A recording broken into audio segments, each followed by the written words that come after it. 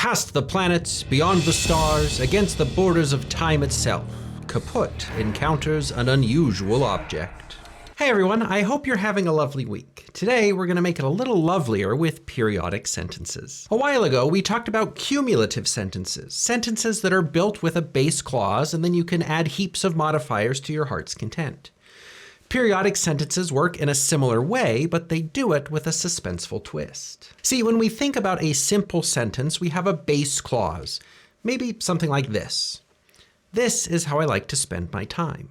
That base clause is the core assertion of the sentence, its main point. And as a side note, this is why you can pull off some tricky nonsense by sheltering a controversial idea in a part of the sentence that's outside of the main clause, maybe in something like this. So after you betrayed your family, nation, and personal values, when did you take the roast out of the oven? Here, the main clause is just a question about the roast. If you answer that question, though, you're tacitly confessing to heaps of betrayal that you may or may not have actually committed. The main assertion of the sentence in that base independent clause really isn't all that controversial, but there's a booby trap in that dependent clause that precedes it. Long story short, for the most part, additional modifiers in dependent clauses are good, useful, valuable information, but the whole sentence hinges on the assertion in the main clause. And that means, in other words, that you can do some cool things with the placement of that main clause. For the most part, your readers will have an easier time if you put the main clause first.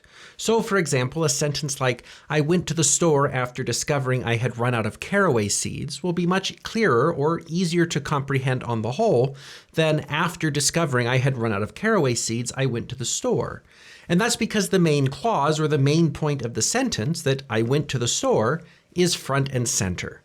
We know what the sentence is about from the start, so we can incorporate the additional information into the whole picture that we already have. In a similar way, a sentence like, that clowns and alchemists have been locked in a vicious war for eons across all of time and space is a generally accepted fact, can be harder to grasp than, it is a generally accepted fact that clowns and alchemists have been locked in a vicious war for eons across all of time and space, because it gives us a main clause with another clause embedded in the subject position, rather than the simple assertion that we get with, it is a generally accepted fact. So in other words, when the main clause is simple and early, we know exactly what to do with the information that we're getting. Whatever comes next is a generally accepted fact, so we know what we're going to do with that information once it eventually comes. When the main clause gets complicated or delayed, though, we have a lot of information, but we don't know yet where it's going. Sure, you're telling me all this stuff about clowns and alchemists, but why? What's the point?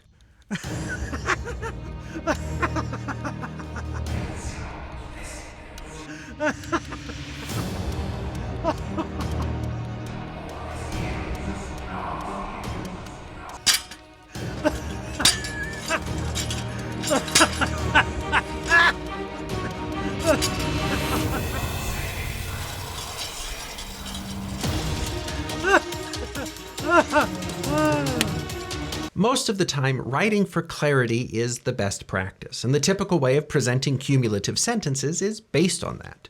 Put a base clause first so we all know what's going on, and then add modifiers upon modifiers to add dimension, detail, and texture to your sentence. But it's also possible to do things the other way around. You can just as easily delay the main clause as long as you like. And when you do that, that's when you have a periodic sentence. Boron, bismuth, molybdenum, astine, radon. These are my favorite elements in order of preference. Under the river and through the caves, the underworld's where we go. Before I recount the many prestigious awards you've won, before I list the people whose lives you've saved, before I catalog the endless news articles published to praise you, before I rehearse all the countries that owe their stability and prosperity to your expert intervention, I just want to say that your shoe's untied. In each of these, the main clause or the main assertion of the sentence is delayed. So we get varying amounts of information that we just have to hold on to and that only falls into place right at the end. So the periodic sentence is a tool for generating suspense. You suspend your reader in a heap of information, delaying the payoff until the very end. We don't get the main clause, so we don't get the main point. And then we're left to take on the details and information in eager anticipation of the sentence's eventual resolution. Because they can be so dramatic, periodic sentences can be a lot of fun to play around with.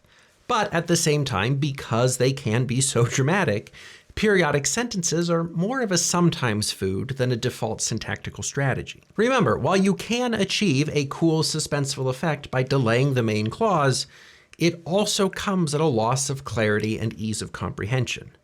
Do it once in a while, and readers will be swept up in the drama of the suspense.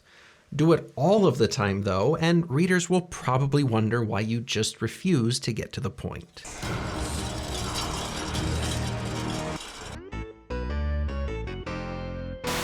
I mean, when you think about it, there's really nothing more fun than periodic sentences.